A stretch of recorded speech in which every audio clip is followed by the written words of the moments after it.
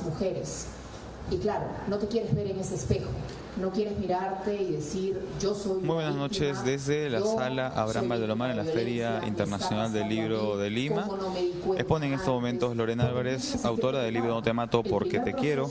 Es esa culpa de, ¿por qué me está pasando? Una historia de violencia que vivió la periodista de Latina, así como otras historias que dibujan el drama que viven las mujeres en nuestro país. Se trata de un libro de investigación, cifras, datos importantes para combatir la violencia de género. Escuchemos. Cosas que te pasan que uno no toma en consideración o que no pone en contexto, que minimiza, que olvida, porque los agresores operan con sigilo, los agresores operan de manera que no te das cuenta, no tienen cachos, cola, ni tienen la cara deforme, para que uno sienta alerta. Y decíamos esta mañana que a veces son hasta muy simpáticos, son muy comprensivos, es decir, el perfil que tiene un agresor, como tú dices, no es una cara de diablo. No, puede estar entre cualquiera de nosotros y nosotras. Está en todas partes y eso es lo que lo hace peligroso. Y no se presenta el primer día como un agresor. Se presenta como una persona encantadora, como una persona atenta, como una persona preocupada. Y poco a poco va mostrando esos rasgos y te va midiendo. Y tú sin darte cuenta, se te van anulando los mecanismos de defensa para uno mismo decir, oye, hasta aquí nomás, oye, ¿qué te está pasando?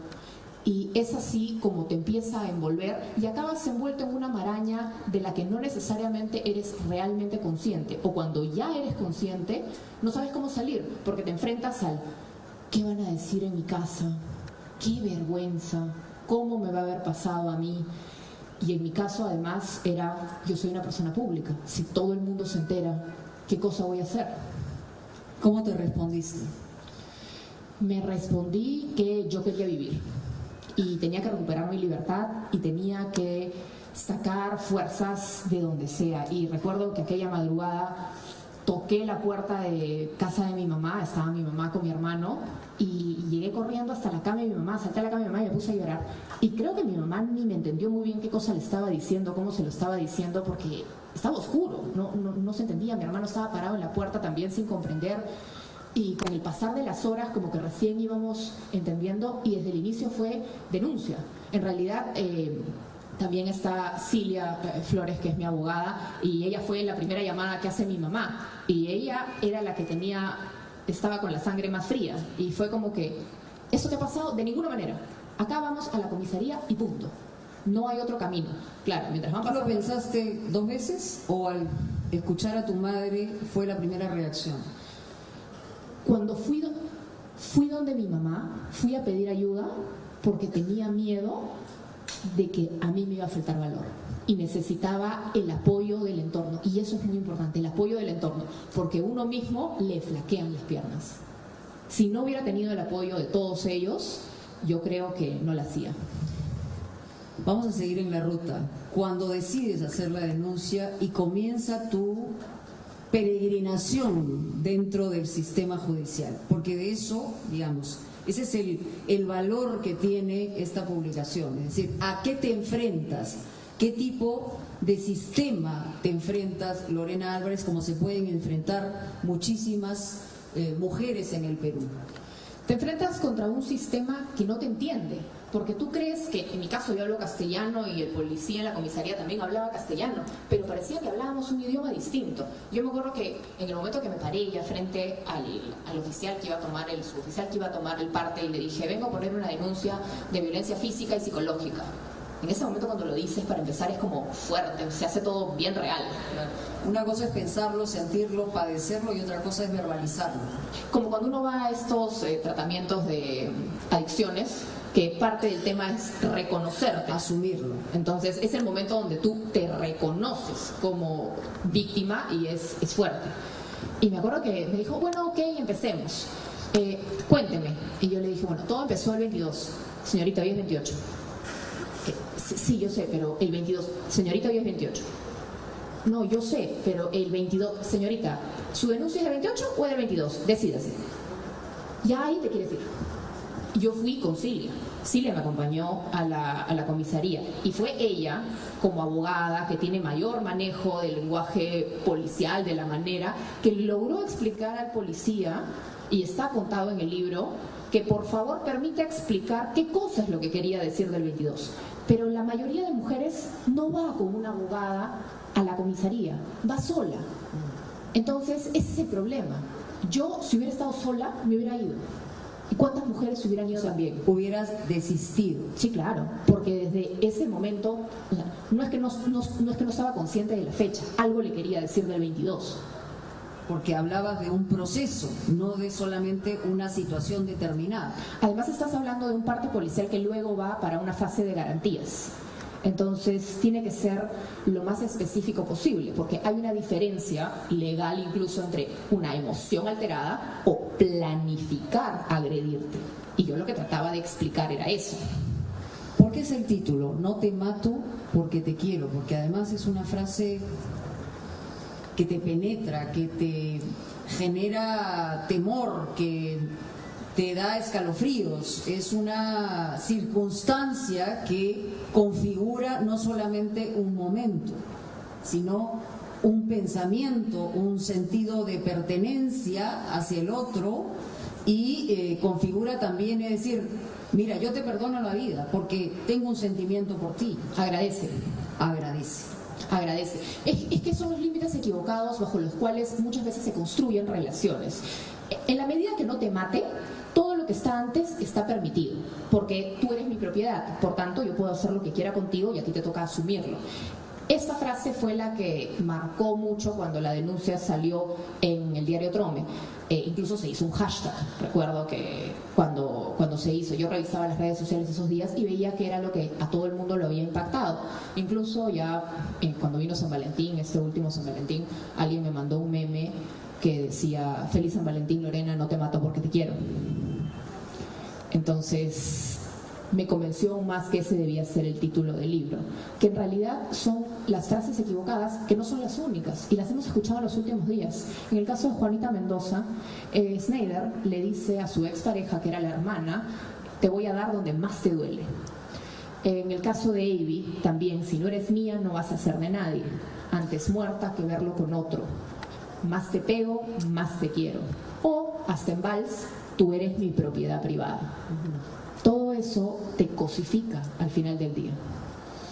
Y eso es básicamente el trabajo que tenemos todos como sociedad para comenzar a cambiar. Ningún cambio drástico en una estructura social y moral ha sido de la noche a la mañana. Es un trabajo que tenemos que tener en todos los niveles y en todas las instancias. Cuando tú hablas de la ruleta rusa de la justicia, ¿a qué te refieres específicamente? Todos sabemos lo que es una ruleta rusa, ¿no? Pero, ¿en qué momento defines que uno de los capítulos del libro va a llevar ese nombre? Porque es, a ver en qué momento ese disparo te cae en la sien, ¿no? Es que en qué momento el sistema te mata.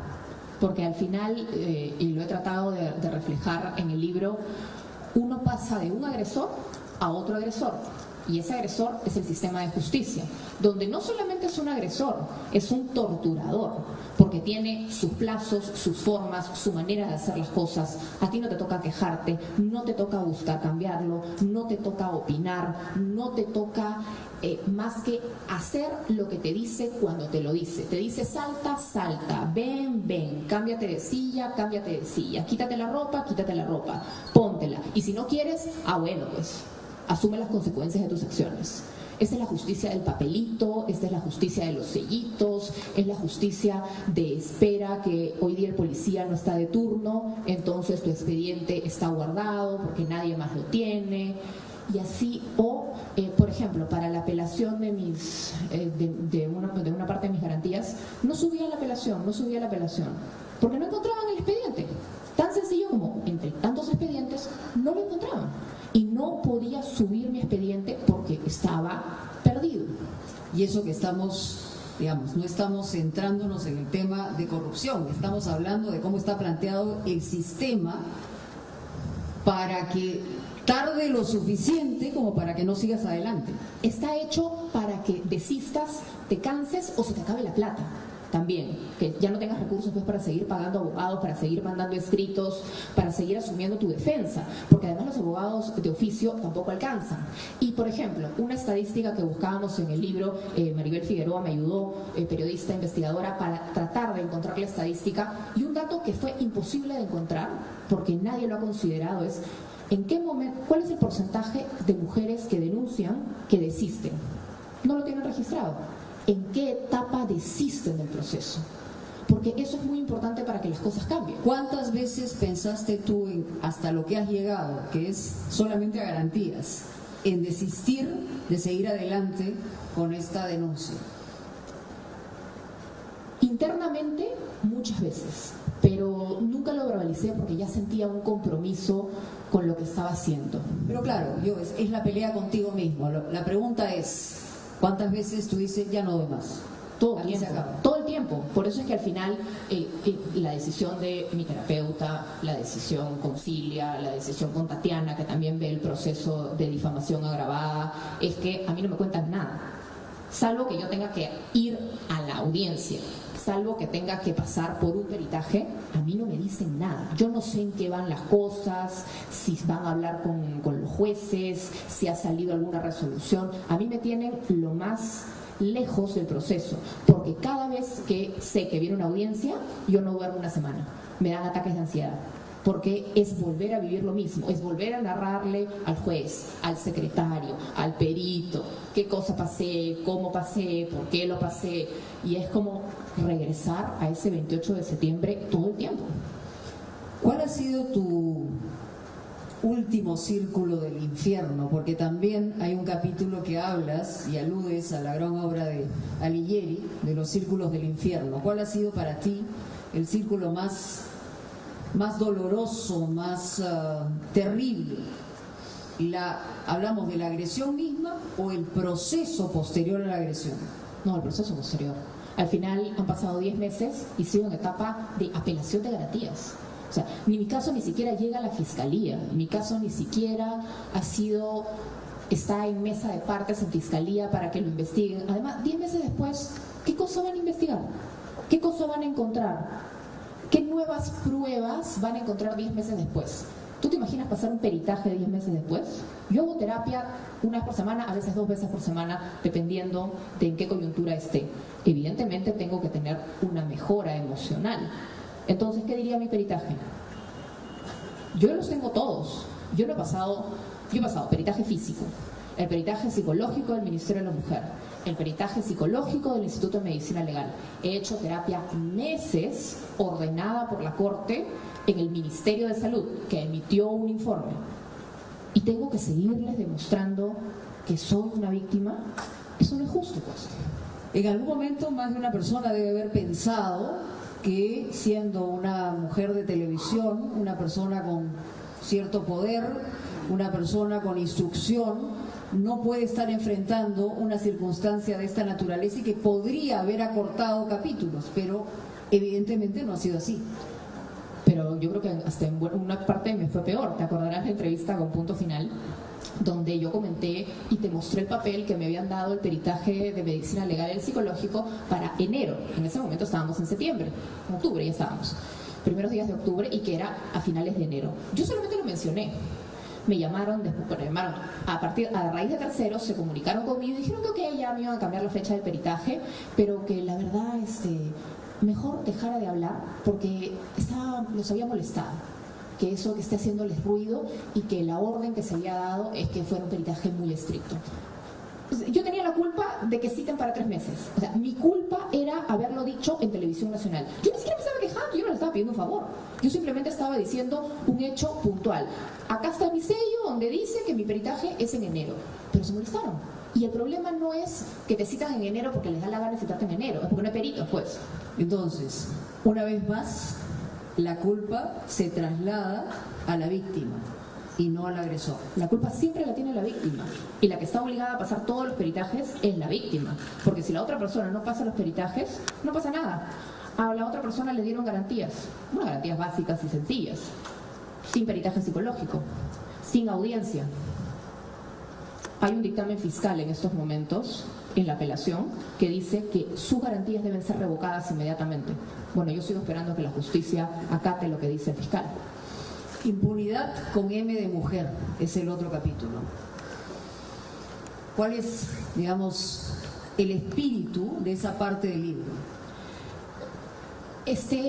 El Perú es el país de la impunidad, es el país donde no pasa nada, donde los procesos se dilatan y le conviene pues a los responsables, a los agresores, que las cosas se dilaten, que las cosas no cambien, que pasen los meses, los años, que se agoten, que se aburran y que al final no te den ninguna sanción, porque hablabas el tema de si ser mediático te ayuda. Te puede ayudar quizá en ese primer instante, en esa indignación del minuto. A poner el foco de luz. A hacer trending topic un ratito.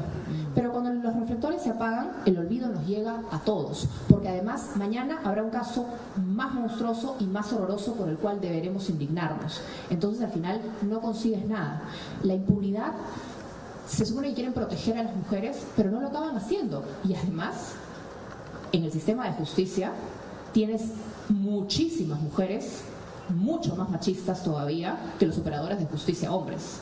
A mí, las garantías que le dieron a él, se la dieron en una sala una jueza mujer.